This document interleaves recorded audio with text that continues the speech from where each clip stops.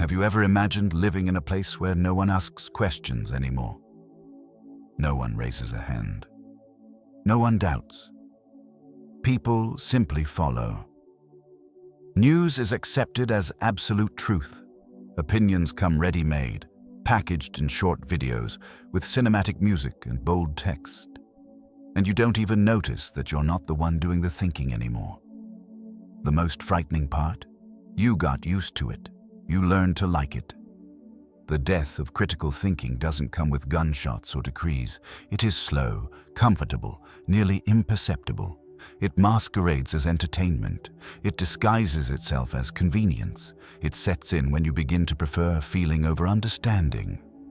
Today, we can access millions of ideas per minute, yet we always choose the same ones. We click on what confirms us. We ignore what confronts us. We scroll through the entire world without ever leaving our place. And in this avalanche of content, the inner silence, the one that lets us think deeply, was buried. Thinking became an inconvenience. Reflecting became a waste of time. Doubting became an offense. There is a new form of censorship in effect. And it doesn't need to ban books or imprison writers. It only needs to keep you distracted. We are taught to express ourselves, but not to argue. We are trained to react, not to discern. And amid so much speech, opinion, and urgency, lucidity has become a luxury. If no one thinks critically, who is in control? If no one questions, who defines what is truth?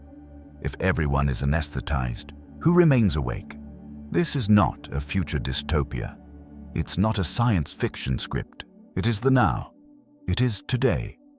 And perhaps you are already inside it and don't even know. Critical thinking is not a gift. It is a habit, an effort, a constant challenge. It is uncomfortable, at times lonely. But it is the only form of freedom that cannot be confiscated. The death of critical thinking is not an individual phenomenon. It is collective, silent, and perhaps irreversible, if it is not noticed in time. We live in an era where information spreads faster than the ability to comprehend it. But the real collapse isn't in the technology itself. It's in what we are becoming in front of it. Unthinking consumers of others' ideas, unconscious repeaters of ready-made phrases, anesthetized followers of what is easy to accept. It's as if we traded thinking for appearing to think. As if the appearance of opinion matters more than the pursuit of truth. And the most tragic part, this failure doesn't sound like tragedy. It sounds like normalcy. We are surrounded by a sort of collective stupidity, not crude ignorance, but absence of depth. People who are educated, well-informed, connected, but unable to sustain an idea for more than 2 paragraphs without resorting to a meme, a slogan, or a hashtag. We live in an environment that rewards immediacy, virality, easy validation. The logic is simple. Think fast, speak first, never question. Doubt became weakness, hesitation, a flaw, and silence, suspicious. Critical thinking demands time, demands pause. But who has time today? Who has patience to hear the opposing view without feeling personally attacked? In an accelerated society, thinking has become an act against the current. Because questioning is uncomfortable, thinking demands courage, and real courage cannot be found in slogans. It is born from discomfort, from friction with others, from confronting one's own ignorance. Thus, critical thinking is dying, not due to lack of intelligence, but because of excessive convenience. Thinking hurts, confirmation soothes. Thinking takes time. Reacting is fast.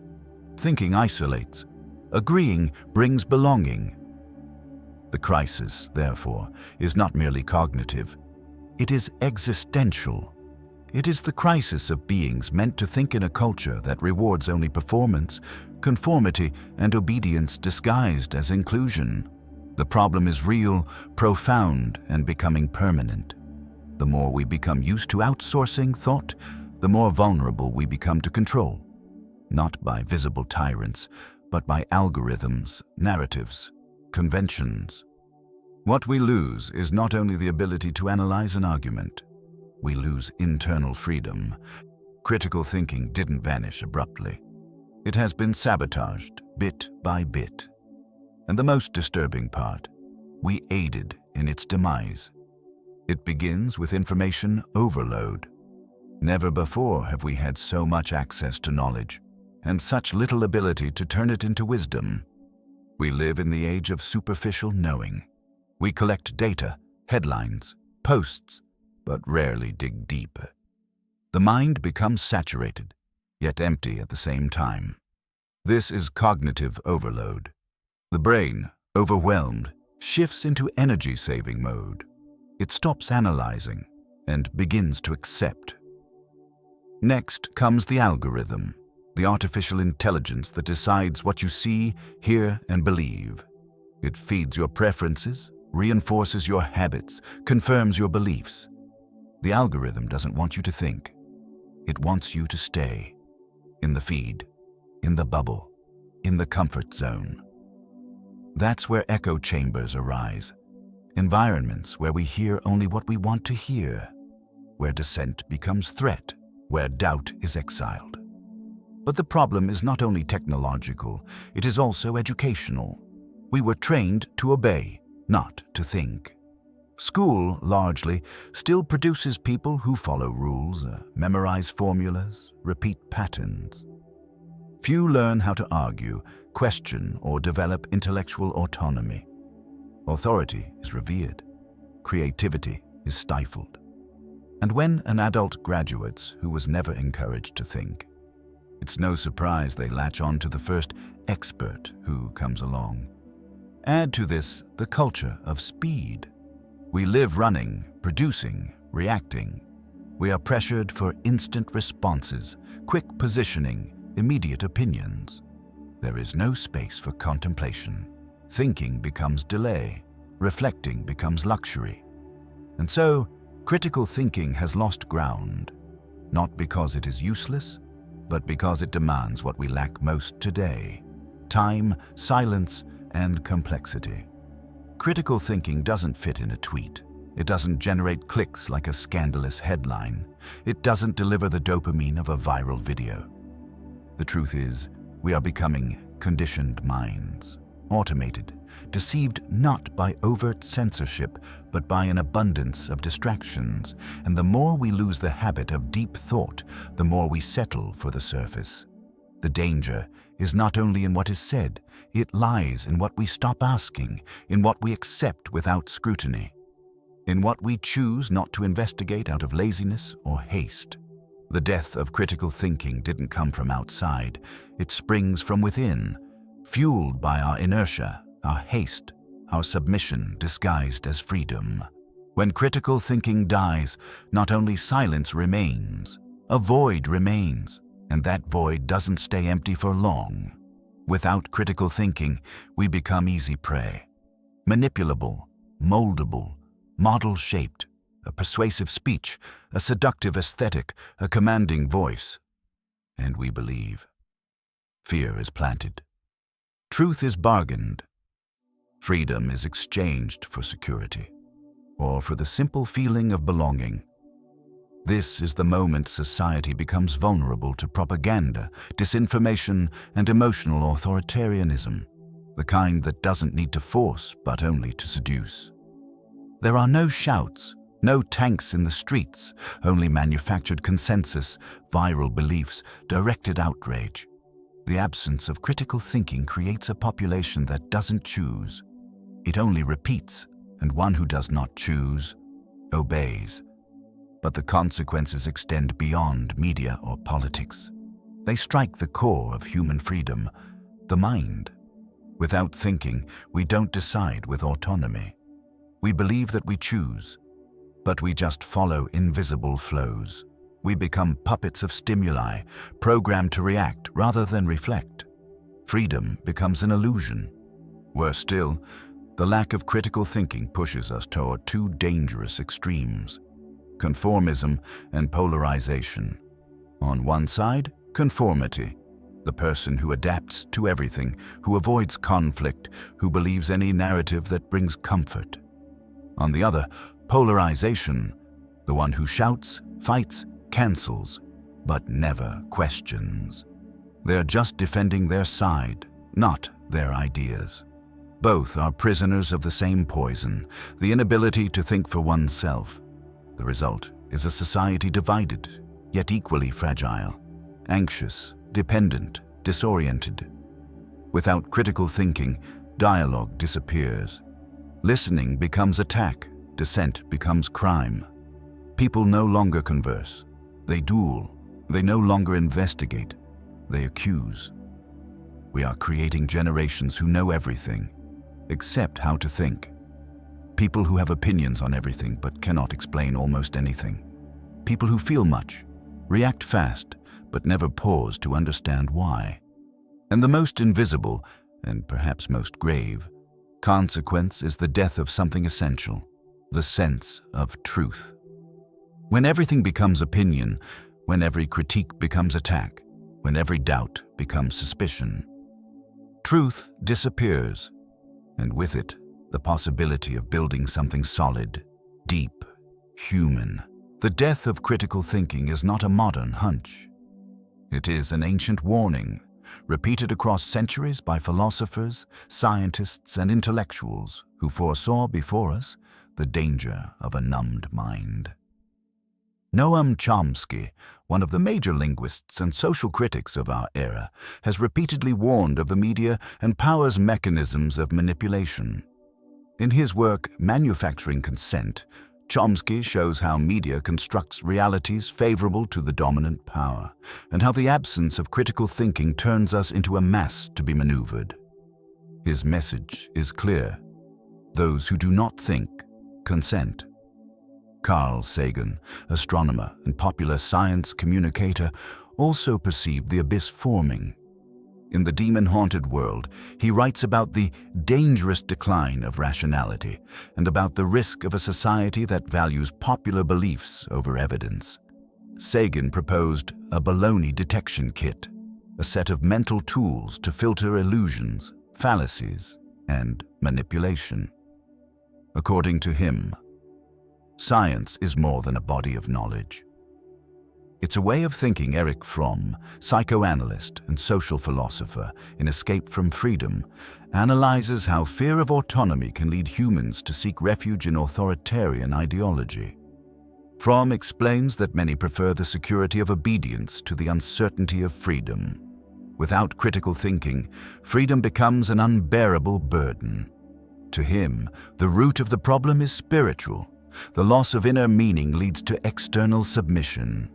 Daniel Kahneman, psychologist and Nobel laureate, shows in Thinking Fast and Slow how our brain operates in two systems. One fast, automatic, emotional. The other, slow, analytical, rational. The first dominates daily life and is precisely what algorithms exploit with mastery. The second demands effort and is being activated less and less. Kahneman warns, the confidence we place in our intuitions is not a good indicator of their accuracy.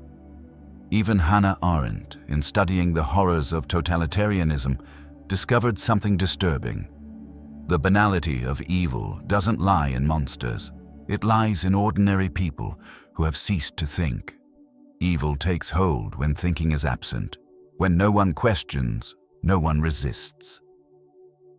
These thinkers, from varied eras, disciplines, and perspectives, converge on one essential point. Critical thinking is a civilizational pillar. Without it, everything crumbles. Democracy, ethics, freedom, dignity. To ignore these warnings is to remain anesthetized. To heed them is the first step toward awakening. Because this is not just about reading more books or taking more courses. It's about reclaiming the internal stance of someone who refuses to live on autopilot. It's about learning to think as an act of presence and resistance. Stop. Breathe. Now ask yourself, with brutal honesty, who benefits when you stop thinking? Because someone always does. When you merely repeat, someone profits.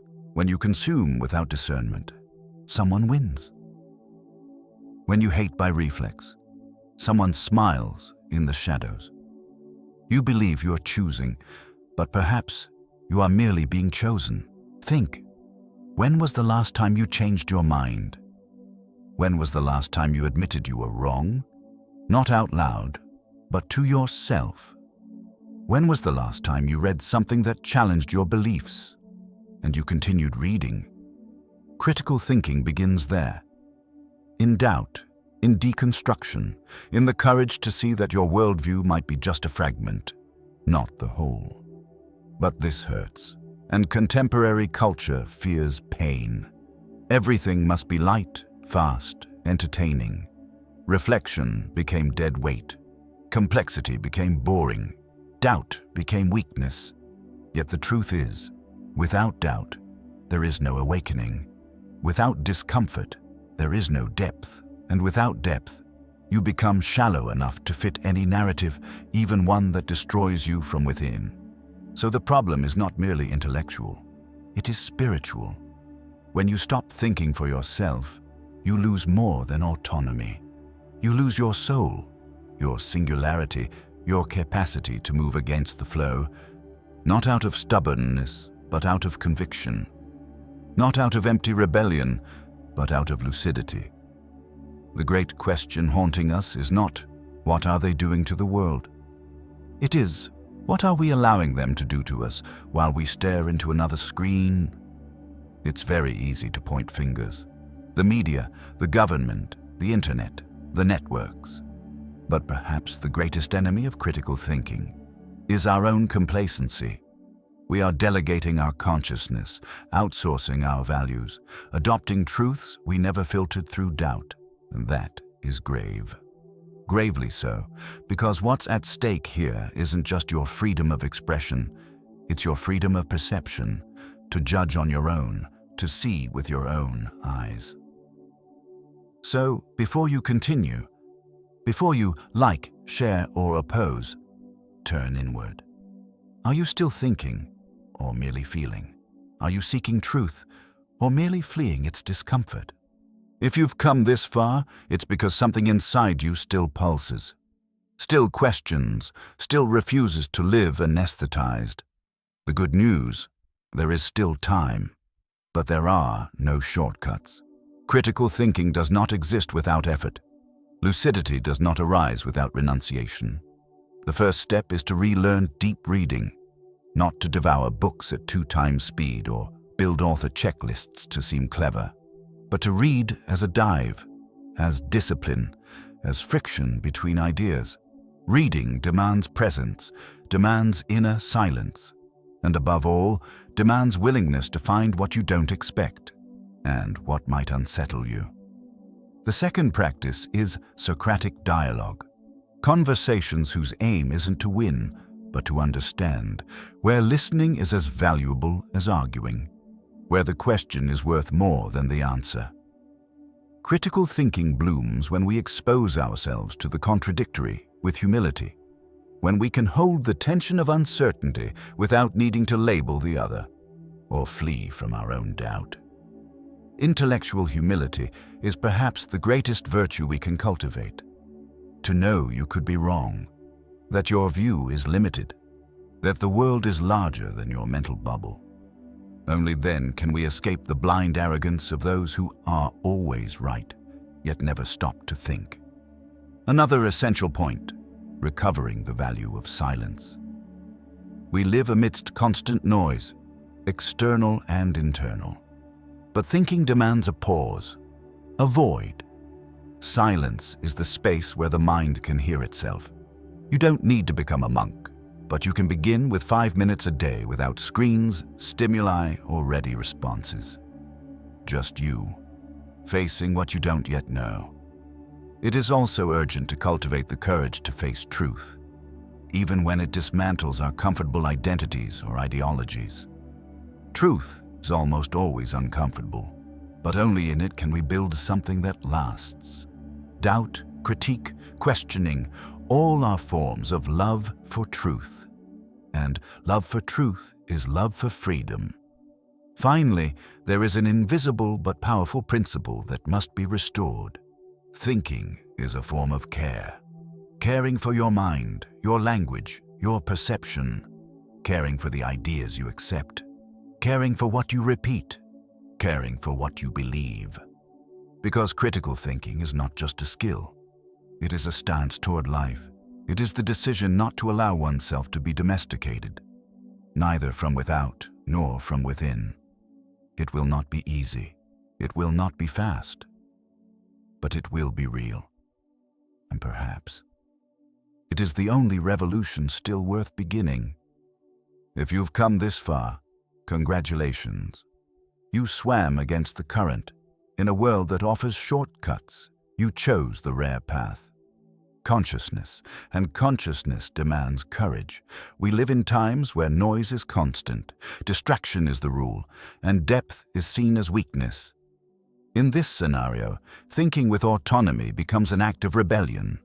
To truly think is revolutionary. Revolutionary because it breaks the comfort of common sense. Revolutionary because it disobeys without shouting. Revolutionary because it requires neither stage nor applause. It requires presence. Critical thinking is, today, a form of resistance against conformity, against noise, against the superficiality that dries the spirit, but don't expect applause. Who thinks unsettles, who doubts destabilizes, who doesn't align, is seen as threat. And still, it's worth it. It's worth it because lucidity is priceless. Because internal freedom is the only one no one can confiscate. Because when you think, you become more human and less manipulable. Thinking recovers the sacred in experience. It listens to what no one else is saying. It sees what has been hidden between the lines. It says no where everyone else said yes without thinking. And perhaps, at this moment in history, the revolution we most need isn't made with shouts, marches, or idols. It is made in silence, in the intimate, in the choice not to surrender to ease. Because the most subversive thing you can do today is refuse to let others think for you. You can start small, turn off the noise, read something challenging, listen to someone you disagree with, without needing to win. Ask more, react less, and above all, cultivate doubt as virtue. Because doubting is not distrusting everything, it is examining deeply. It is respecting complexity. It is refusing to swallow half-chewed ideas. Truth is not an easy territory, but it is the only one in which it is still possible to live with integrity. Thus, I leave here an invitation, not to activism, but to awareness. Be part of the silent revolution, the revolution of those who think, of those who feel, but also question, of those who refuse to live on autopilot, of those who prefer honest doubt over comfortable certainty. Because in the end, perhaps the most courageous, human, radical thing you can do is think. The most revolutionary thing you can do is think.